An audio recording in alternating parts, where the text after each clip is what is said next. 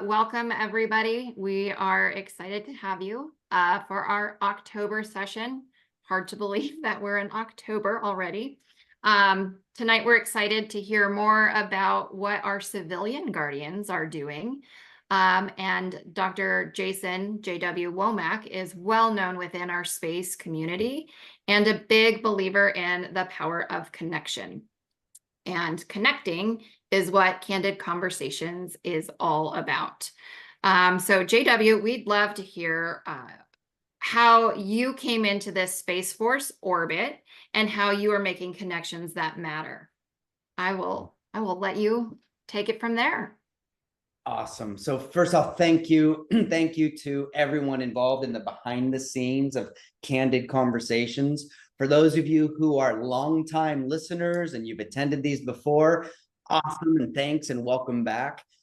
If all of you can go to chat for me real quick, if this is your first time or your multi-time, I would love to see in chat. How many of you are first time? How many of you are multi-time Candid Conversation attendees? As you're doing that, I will catch you up. So I joined the Department of the Air Force family as a civilian back in 2019. The 47 years before that, my wife Jody and I, we grew up in California.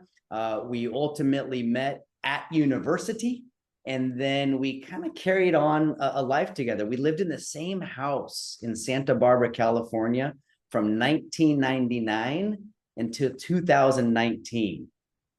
Now that I have friends who are military members, they don't understand how we lived in one place for 20 years. I'm beginning to kind of understand what it means to move every two. So I joined the military as a civilian out of Air University. I taught a little class called the Leader Development course, and that's where I was introduced to the importance of what we call the human domain. There at the university, I taught an 8-day course. The students in that course were all commanders to be, SELs to be, and civilian directors to be. And the idea was, what could we share with them and what could we roll our sleeves up with, 1 to 2 years before they were going to take command. Until 2019, my wife, Jody, and I, we had a small company. We did advising, consulting. We ran around the planet, helping organizations build their mentoring and coaching programs. Prior to that, I was a high school teacher. I raced triathlon for a while. Jody and I have been hanging out for 30 some odd years. My mom, dad, and stepmom, and my little sister all live in Northern California. In April, Jody and I moved back to California from Montgomery, Alabama, and her dad passed away in May. So we are learning what it means to be a member of that club that no one wants to join, but a lot of us will. And that leads us to tonight. And what we're going to look at is this concept. It's one of our 4 values of the United States Space Force. It is the value called connection. And my hypothesis, and this is what we get to roll our sleeves up with tonight, as you leave tonight's session and roll into the rest of your week, if you're watching this as a recording, as you're stepping into the next few days, what I'm going to invite us all to wonder, let our minds wander, is what creates connection? And what I'd like to propose, it is the act of connecting. And then that leads me to my hypothesis. And you can prove this one way or the other, test this one. But here's my hypothesis. There are members, family members, community members. There are members who crave connection. I kind of got to prove this during COVID. How many times did I log into a Zoom or a Teams message during those 2 years? And the first thing people said was, I wish we were doing this together. They crave connection. We fear connecting. Let me give it to you this way. I can ask you, go down to reactions tab and get ready. But if the answer to this question is yes, give me a thumbs up or a heart or some reaction. Here's the question. How many of you, if an old boss called and they invited you to come work with them again, how many of you would run to go work with that person that you loved working with, around, or for? How many of you had a boss, teacher, coach, mentor, someone, if they called, you would actually let it to go to voicemail and delete it before even listening to it? And here's the question. What makes the difference? Why is it that we want connection, but we have this hesitancy? I'm 52 years old. You all know the problem with getting older is the more people I care about, the more chances I have of getting hurt. I literally work around people all the time who will say something to the effect of, the more people I care about, the more I might get hurt. It's easier to not care. That'll be the last slide that I get to tonight. So we've got these words out in front of us: connect, connected, connecting, connection. What I want to spend time is with this concept called connective sense making. How do I make sense of what's around us? And this all started way back when, 2021 to 2023. I spent those 2 years. Anytime I did one of these kinds of sessions, whether I was up in front of a large group, whether I was on screen in front of a movie theater, whether I was working with a small group, whether I was working one-on-one, I asked folks this question. I'm gonna be quiet. I'm gonna ask you to read this question to yourself.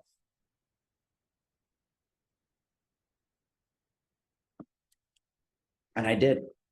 I asked about 2,000 people to let me know where they saw a lack of connection in their current unit. Now, before I share with you what they said, I'm going to ask all of you to grab a pen and a piece of paper. If I can see you on video, I want you to hold that up for me. A pen and a piece of paper. I'm going to ask you to go to that piece of paper with that pen, and will you answer that question for yourself? Where do you see or feel or intuit a lack of connection where you and your spouse are now? Let me add to that. Where are people not connected? Maybe think about it this way. What are people not connected to? I'll be quiet for another 45 seconds. Let's see how many you can come up with. One per line. What are people not connected to?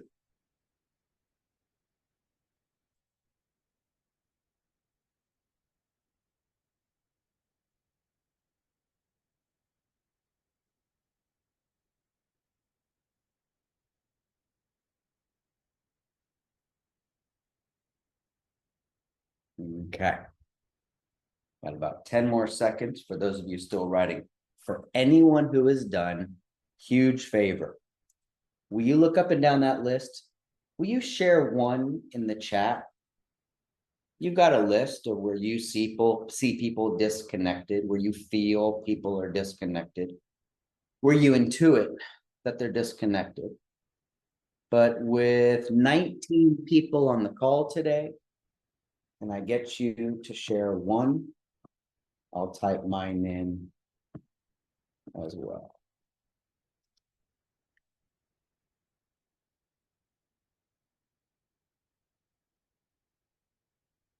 After you click enter, I'd encourage you to scroll through what some of your colleagues have written.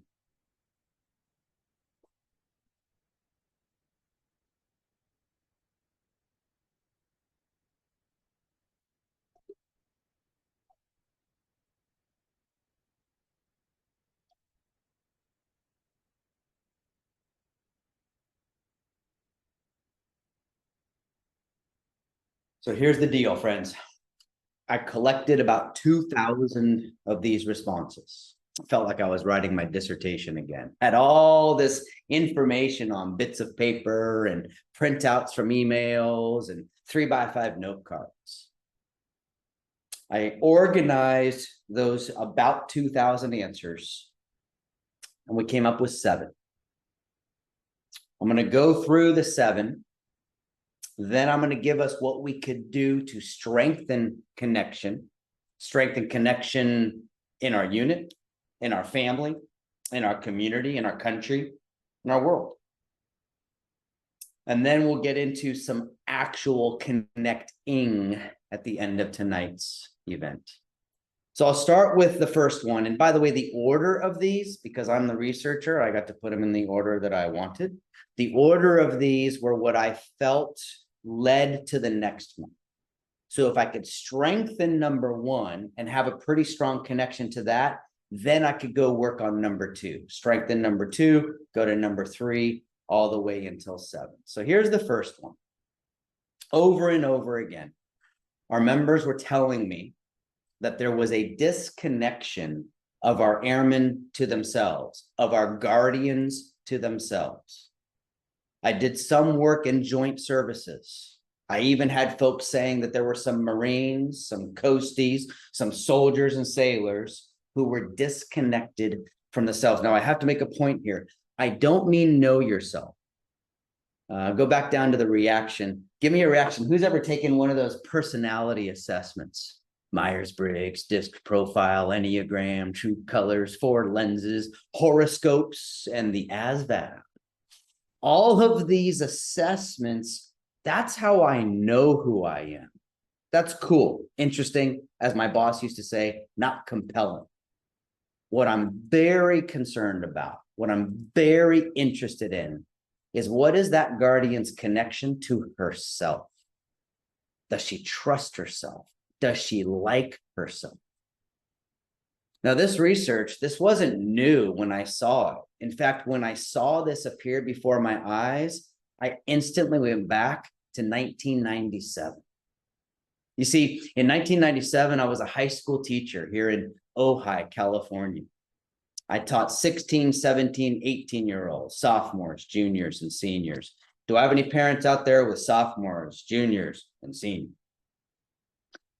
And back in 1997, we did this thing that I don't think you can do anymore. We took a field trip back in 1997. I got parents, we had chaperones, and we had carpool. And we went from the small town of Ojai, California, on a field trip to Ventura. And do you know where we went that evening? Barnes and Noble. Okay, Barnes and Noble, for those of you who don't know, it's a big store where they sell books. I'm kidding. Barnes and Noble. And there we were on a Tuesday night. Jody and I are on one side. Remember the magazine racks, how they had those aisles in the Barnes and Noble? And I'm on one side, probably looking at a triathlete magazine or something. And I heard on the other side of the magazine rack, in a girl's voice, she said, "Oh my gosh, she's so pretty. I could never look like that. I wish I were her." In 1997, I began to explore the impact of self-connection. Number 2, over and over again in the research, and I even could see it in chat, there was a disconnection to the mission. For my uniform wearers, for those of you who help your spouse with their uniform, the unit patch on the right, the service patch on the left. I'm talking the unit patch, right? The service patch to secure our nation's interests in, from, and to space. Got it. That is our mission statement. What I ask all of my members, and actually when people are in uniform out in front of me, I have them take off their unit patch, put it on the table, and then I give them 2 minutes of silent writing time to write their connection to the mission. I ask them to stand up. I go have them find someone in their unit they don't know, and I have them compare their connections to the mission. A strong mission connection, that's where we derive purpose. That's where we get motivated, and that's where we deepen our commitment. Now, you're probably noticing here, this goes in order. If I connect to myself, I connect to the mission. I even started to lay it out. What do I do once I get my folks to develop their connection to their mission? I go connect with one another. It's fascinating how people are starving for some kind of a real conversation, but they hesitate because they don't know how much they can share. Every one of you on this screen, the first time that you meet a new person, you might not share the most important thing about you. That's why I put in my introduction what I put in my introduction. Do you know how unfair it would be for me tonight not to let you know that my wife Jody just celebrated her first Father's Day without her dad? That's a part of who I am and how I am and what I'm dealing with. Oh, by the way, for those of you who have lost parents, we have a connection that we may not have had if I hadn't taken a risk to share that tonight. Connection number 4. This is where I invite all of my guardians to hack your algorithm. If I can see you on video, give me a noggin nod. How many of you look at Instagram during the day? Noggin nod, Instagram, anyone out there? Hack the algorithm. I want you to type into algorithm. I want you to type into Instagram things that you don't normally search for. Go to Google, type in terms you don't normally search for. Confuse the system so that you're more informed about what's going on in the current context that we're in. The information bubble, they call it an echo chamber. The information bubble that we're in, right? If I go to Instagram, I'm generally going to see videos of bicycles and baseball. I have to get in there and tell it to go show me something different of what's currently going on. Because I think right now there's some guardians that are not totally in tune with what's currently happening and how important what we do is. Now, you're probably seeing here, and if I look at chat, I haven't looked at all of the dis or misconnections, but ideally right now, if I say current context, this next one should jump to you and go, yeah. Heritage. The 20th of December, 2024, we're going to hit 60 months as a service. The big 5. Not 5-0, 5. So when we're thinking about what your connection is to the heritage, right? How many of our spouses know the Space Force song for real? How many of our spouses know why our squadron has an owl on the patch for real? So this is where I get to invite all of you.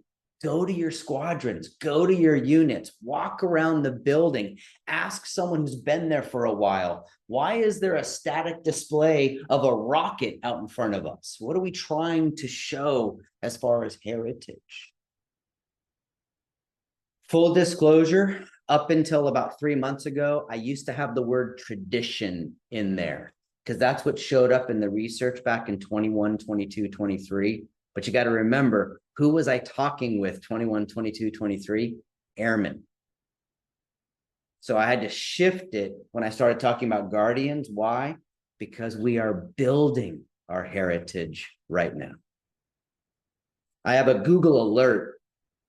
Anyone using Google Alerts still? Anybody on the screen? Google Alerts? Yeah. So I have a Google alert for change of command or assumption of command, Space Force. Assumption of command, that means one of two things. The bad one, which is they had to change in midstream. The interesting one, which is a new squadron just stood up. And as soon as I get a note that we have a brand new squadron that just stood up, I email the new commander and their SEL. Ma'am, sir, hi, I'm J-Dub. The next time you do something, ma'am, will be the first time it has ever been done in your squadron. The next commander call, the first one. The next coin you give, first one. The next time someone autographs underneath the table on their way out, you're building heritage underneath your feet. This one is interesting to me because when I talk with my senior leaders about partners and partnerships, and when I talk about my junior guardians about partner and partnerships, that's when we get the full kaleidoscope. That's when we get the infinity loop. See, my senior leaders, when they think of partners and partnership, for those of you who are senior leaders on the call today, you automatically think allied nations, industry partners, probably Congress and communities. Awesome. Yes, one half of the infinity loop. When my squadron command teams think of partners and partnerships, they think of the security forces squadron, the medical squadron, the force support squadron, the BX and the commissary. That's who they partner with every single day. And so I'm a big fan of reminding myself that practice does not make perfect. Practice makes normal. Practice makes accepted. And probably most importantly, practice makes expected. I expect my Space Force Squadron commander to be good friends with the JAG, great friends with security forces, amazing friends with force support. If you're counting, we're now at number 7. And this is the one that gets me in my heart.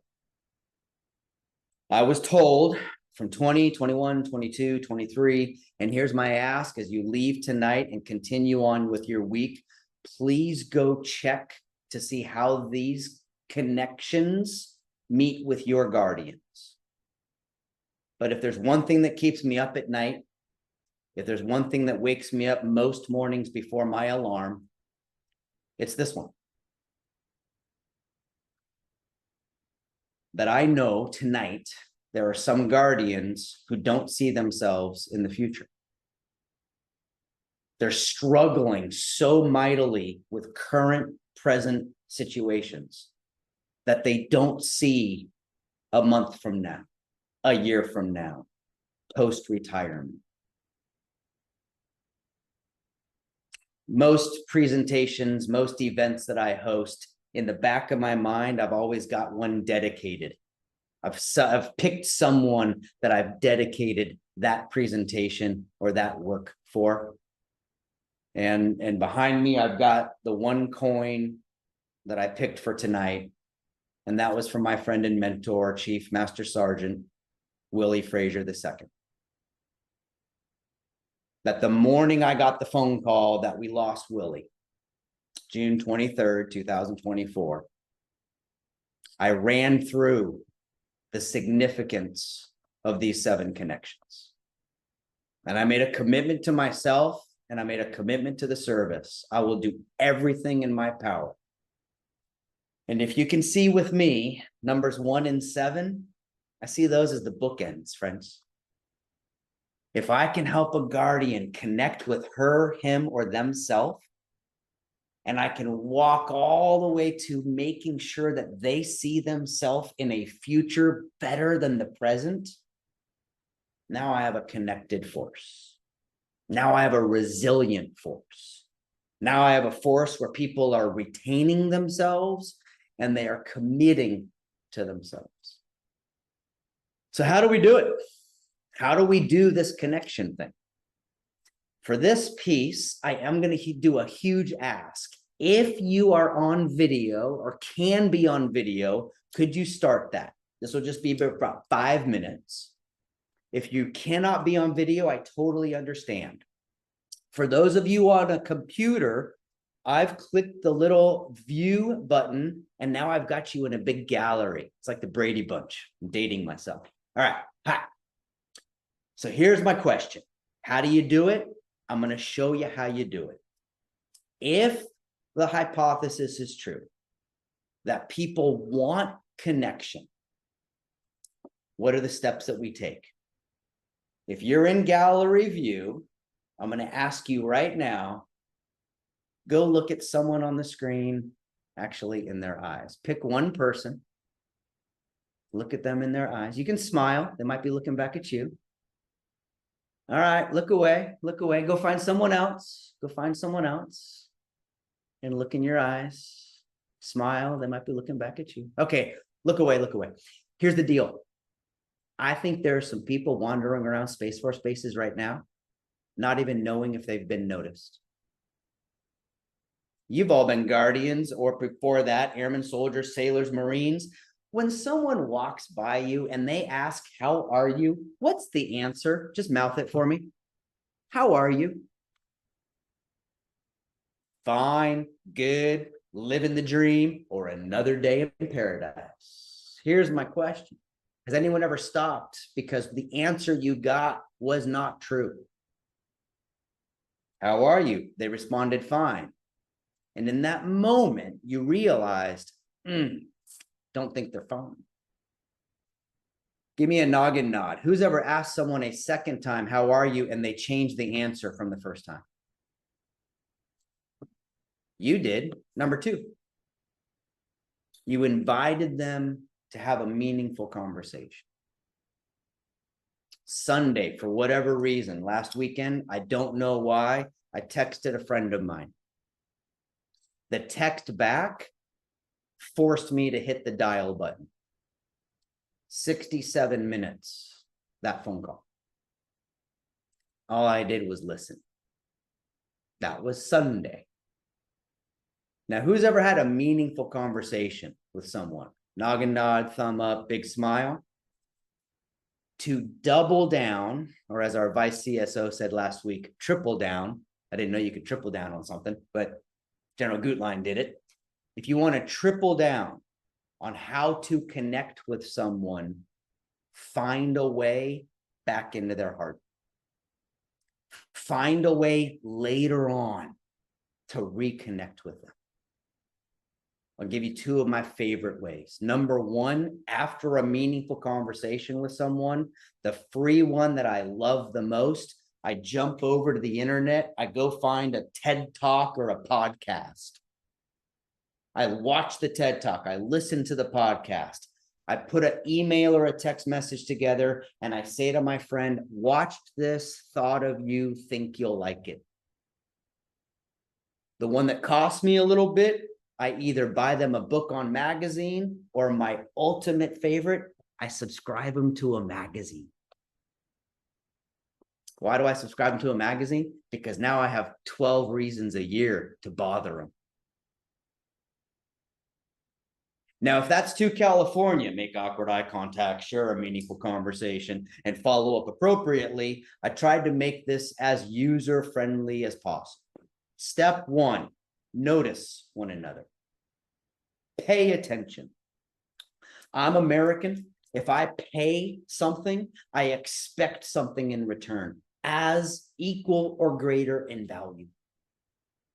I give you $10. I hope to get $10 worth of something in return. I give you 30 minutes. I expect to get 30 minutes of value in return. Number two, I have to remind myself of this right now as I'm sharing with you.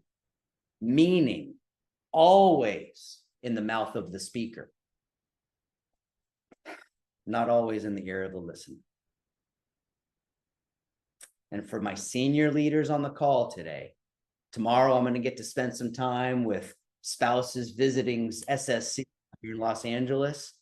I always have to remind myself what I find meaningful will go so far to when I need to find out what they find meaningful. And that dance, Jody and I call it throwing the microphone. How do I throw the microphone and how do I get it back? How do I listen to what's meaningful to them and share what's meaningful to me? And then number three, I got to find a way to come back to them in a way that serves them. There's two words that I have exited from my vocabulary as a coach, a mentor, and your friend. You will not hear me say the words just and should. What I have found is that as a mentor, if I should on you, it's not a good experience. And if I just on you, I may be downplaying how hard what you're bringing to the table is. So that's kind of my final ask for tonight. Get or let the people that you're around to share with you. And then as you're sharing back, be wondering. All right, that was my time for you who want to stay on video. I've got one little activity. It's going to require that you have a pen and a piece of paper. If you want to go off video, you can. If you want to stay on video, I'd love it. Here's the list I need you to make. I'm going to give you 30 seconds. I want you to write as many and as fast as possible. The prompt is things that are meaningful to me. 27 seconds to go. See how many you can write. Things that are meaningful to me. The smaller you write, the more you can fit. The faster you write, the more you will get. I'll be quiet for 17 seconds. See if you can get another 10. Things that are meaningful to me.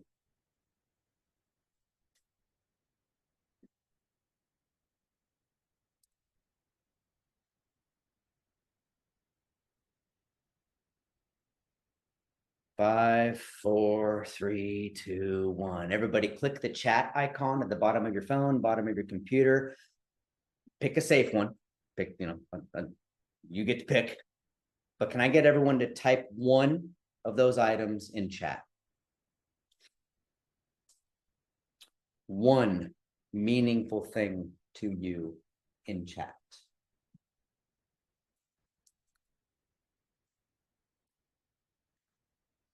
As soon as you hit enter, please scroll up and down. When someone wrote one that you connect with, will you type their name in chat? I'm going to look over here and someone wrote family. So I am going to type in Amy.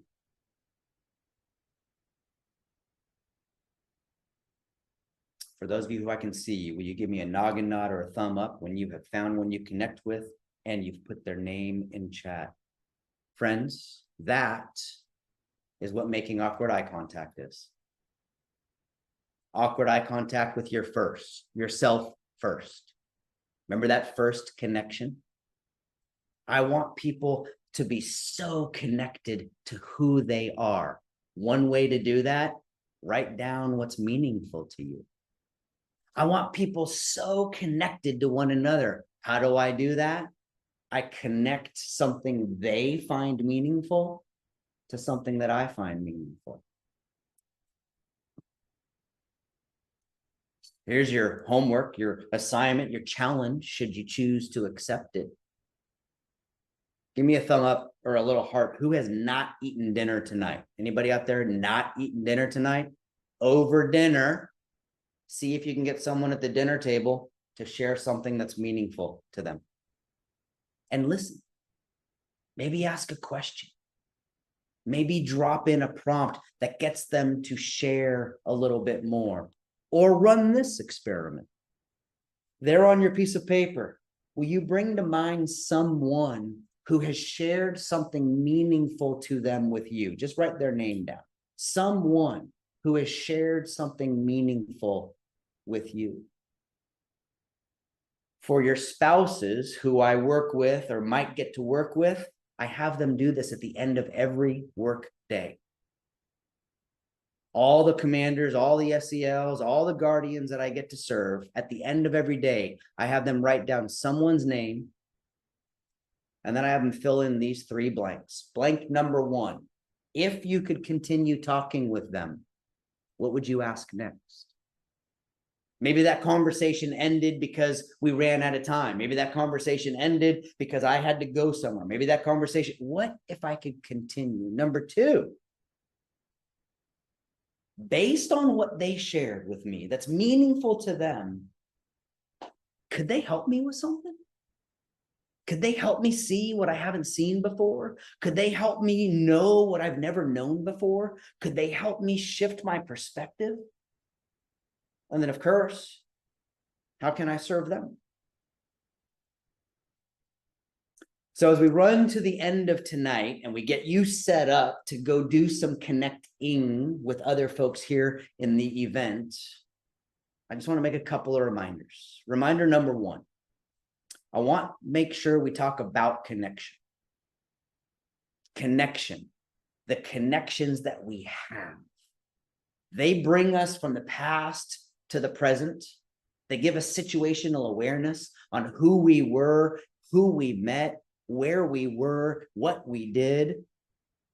I want to make sure, however, that I spend the right amount of time with my connections. I want to make sure that I'm opening up to connecting, taking that risk, taking that chance, meeting someone that I've never met before, making awkward eye contact, sharing a meaningful conversation, and then asking myself, what could I do to continue that relationship? If I could foot stomp, I will. Meaning, always in the mouth of the speaker, not always in the ear of the listener. Find a way to share the microphone. I usually don't read my slides, but the next two I am going to read because I want to make sure that I get the words right. So forgive me while I look off to the other screen. Here we go. Reflect more, encourage more sharing, discover ways to reconnect more. The bottom line at bottom, I invite us all to care more.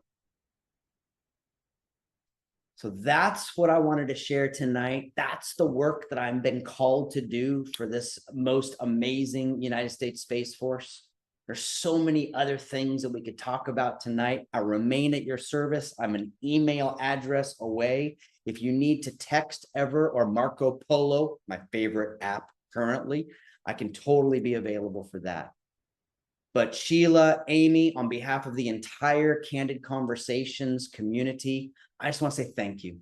Thank you for everything that you do to bring us together once a month in this way. I will stand by. I'm going to stop sharing so I can see more of your faces. I do have one favor before we end, but is there anything that I can do right before I get to my concluding remarks?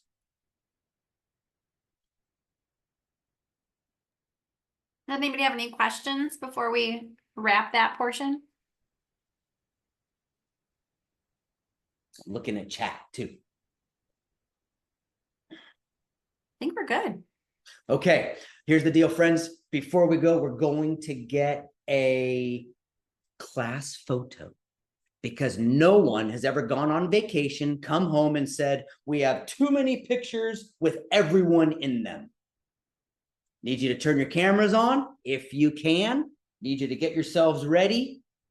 I'm going to count down. Oh, now people are turning the cameras on. Do you see that happen? Just like that. All right, got you. Here we go. I'm going to count down from 3. You got your cameras on, get your faces about the middle of the screen. Big smile. 2. Here we go. 1. Hey, friends, I love you. I'm in awe of you. What we do matters more and more every day. Thank you. Thank you for your time tonight. And it's 5:40 Pacific time.